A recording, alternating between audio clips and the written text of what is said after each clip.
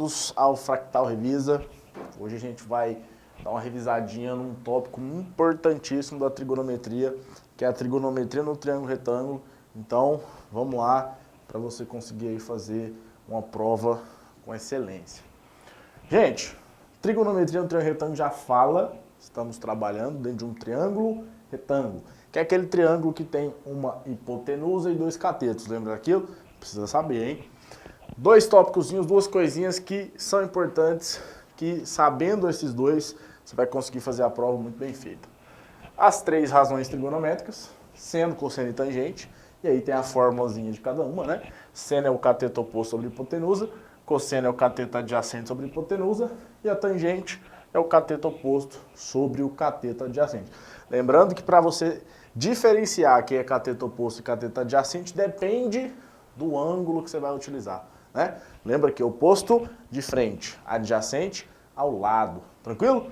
E aí eu te mostrei ainda que existem três ângulos que a gente chama de ângulos notáveis, que são aqueles que aparecem com mais frequência, e por isso o enunciado não tem obrigação de te dar o valor das razões trigonométricas.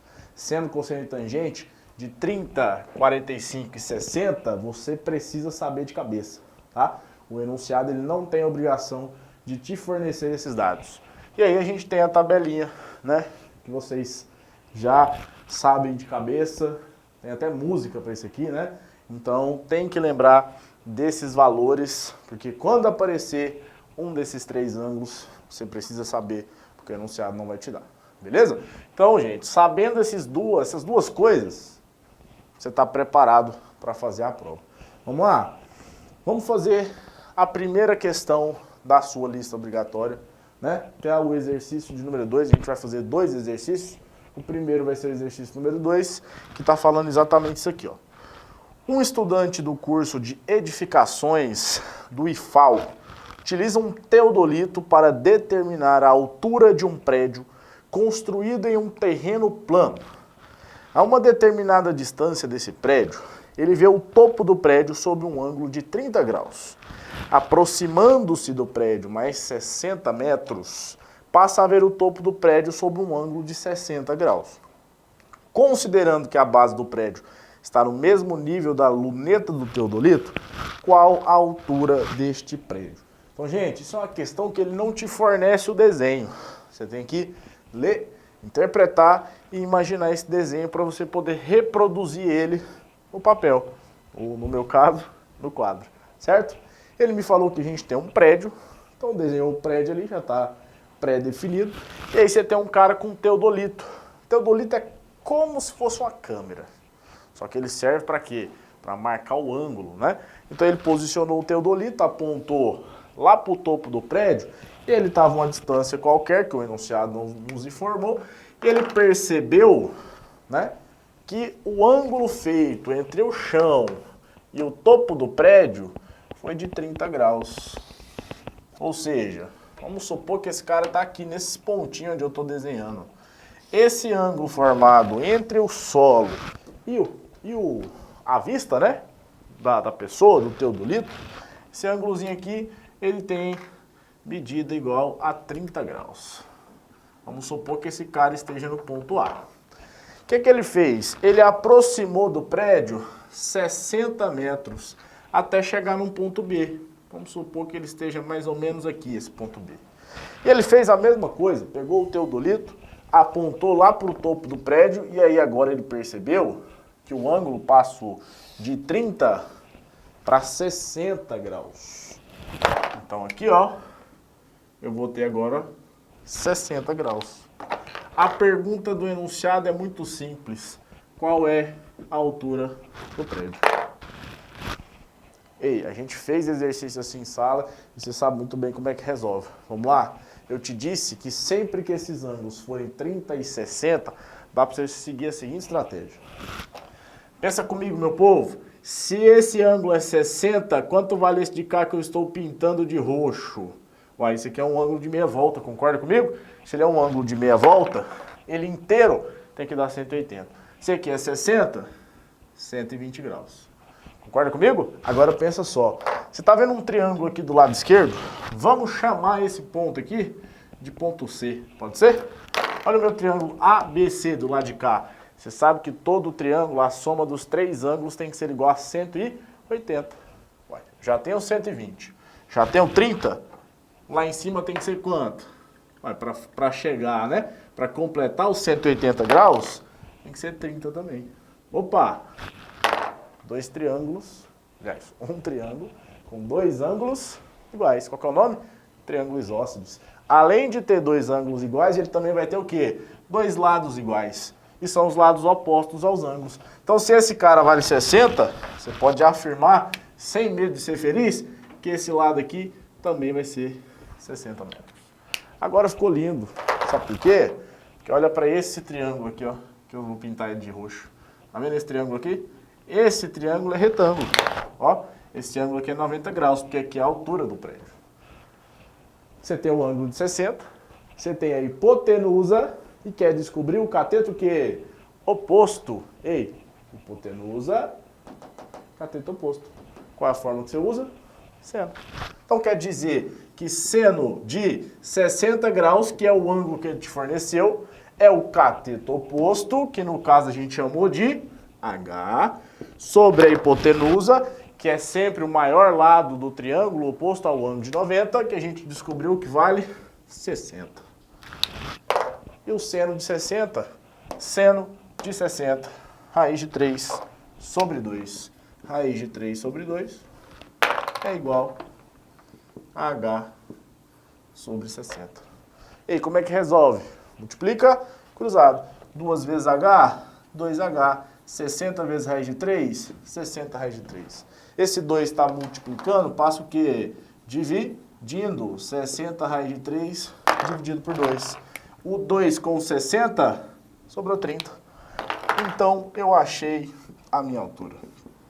30 raiz de 3 metros. Ei, olha esse raiz de 3. Você só substitui esse raiz de 3 se o enunciado pedir. Se a gente analisar o enunciado, ele não comentou nada sobre a raiz de 3, então você pode deixar o raiz de 3 sem problema nenhum. Quer dizer, então, que a altura do prédio tem exatos 30 raiz de 3 metros. Beleza? Bora para o próximo exercício.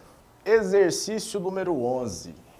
Lembra daqueles exercíciozinhos dentro de um relógio que a gente está estudando, que está dentro do conteúdo de arcos e ângulos, que a gente está só revisando para falar sobre triciclo trigonométrico, porque isso é um conteúdo de geometria plana que você viu no primeiro ano. Então, se você quiser dar uma revisada, inclusive tem vídeo sobre isso aí no canal do Fractal Revisa, hein? Vamos lá? Olha só o que está falando a questão número 11. Às 12 horas, os ponteiros dos minutos e das horas se superpõem. E às 13 horas, eles fazem um ângulo de 30 graus, certo? Então, quando é 12 horas exato, o ponteiro das horas e dos minutos estão alinhados no 12. Quando é 13 horas, o das horas anda, né, uma horinha para o lado de cá. E aí ele te fala que ele faz 30 graus. Então ele já está te dando, inclusive, uma dica. Seguindo esse raciocínio, determine o valor da soma dos ângulos formados às 15 horas e 30 minutos e às 18 horas e 40. Dessa vez eu não vou te ajudar 100%. Eu vou fazer uma dessas horas e você agora, quando você estiver assistindo esse vídeo, vai fazer a outra e vai terminar a questão. Eu vou fazer então o ângulo das 15 horas e 30 minutos. E aí você vai fazer os das 18 e 40. Agora não tem desculpa, você vai ter que aprender no relógio de ponteiro, olhar a hora no relógio de ponteiro de qualquer jeito. Acabou a mamata do relógio digital. Vai ter que aprender, senão você não vai conseguir fazer a questão. O horário que ele me deu, 18 horas e 30 minutos. 18 horas e 30 minutos, vamos conferir aqui, que me deu um branco, é 18h30, 15h30. O que você vai fazer que é 18h40. 15 horas e 30 minutos. Esse é o nosso horário. Por que você tem que aprender a olhar no relógio? Porque você precisa esboçar como é que vai estar os ponteiros para você ter uma noção do que você precisa fazer, certo? Sempre começa pelos minutos, ok? O ponteiro dos minutos, que é o maior, lembrando que no relógio ainda tem mais um ponteiro, que é o dos segundos, só que aqui a gente vai desconsiderar ele. O ponteiro dos minutos, que é o maior, está exatamente no 30. Lembrando que para os minutos, cada, entre aspas, 1 hora dessa é o quê? 5 minutos. Então eu tenho 5, 10, 15, 20, 25, 30. Então o ponteiro dos minutos está exatamente para cá, no 6. Já o ponteiro das horas está no 15. Professor, nem tem 15 no relógio. Mas você sabe que 15 horas é o quê? 3, só que na parte da tarde. O relógio de ponteiro ele só chega até 12. Mas quando completa meio-dia, continua 13 horas, 14 horas e assim por diante. Professor, então quer dizer que o ponteiro das horas está exatamente no 3? Não está. Só estaria se fosse 15 horas exatas. Como passou já 30 minutos, então quer dizer que o ponteiro das horas andou mais um pouquinho. Então ele vai estar mais ou menos nesse sentido aqui. Ele é o ponteirinho menor. O que a questão está pedindo é esse ângulo aqui formado entre os dois ponteiros. É esse cara que a gente tem que descobrir. Lembra só um detalhe. Para o ponteiro das horas, cada hora equivale a 30 graus. Certo? Para o ponteiro dos minutos, cada minuto equivale a 6 graus. Ei, começa pelos minutos. Quantos minutos que esse ponteiro andou a partir do 12? 30 minutos. Cada um vale 6 graus. Então, para o ponteiro dos minutos, 30 vezes 6. 30 vezes 6 vai dar o quê? 180 graus. Faz sentido, né? Ele saiu do 12 e veio para o 6, deu meia volta. 180 graus. Isso daqui para o ponteiro dos minutos. Agora, para o ponteiro das horas, cada hora equivale a 30. Ele andou 3 horas completas, só que ele andou mais um pedacinho aqui, ó. Concorda comigo?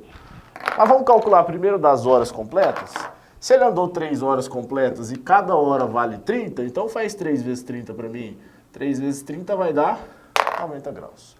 Agora, para você saber essa parte que ele andou a mais, faz uma regrinha de 3. 1 hora são 60 minutos, concorda? Em 60 minutos, ele percorre 30 graus. Ele percorreu ali 30 minutos, a mais do que as 15 horas, concorda? Chama de x. Multiplica cruzado, 60 vezes x é igual, não vou fazer a conta, vou deixar 30 vezes 30. Esse 60 está multiplicando, passa o quê? Dividindo. Isso aqui vai ser 30 vezes 30 dividido por 60. Olha o que eu vou fazer, esse zero vai embora com esse zero, um 3 daqui eu vou simplificar com esse 6 daqui, sobra 2 embaixo. Quanto que é 30 dividido por 2? 15 graus. Isso significa, então, que o ponteiro das horas percorreu um total de 90 graus mais 15. 90 graus mais 15, que dá exatamente 105 graus. Ele não quer o ponteiro o ângulo entre os dois ponteiros? Ué, o ponteiro dos minutos percorreu 180.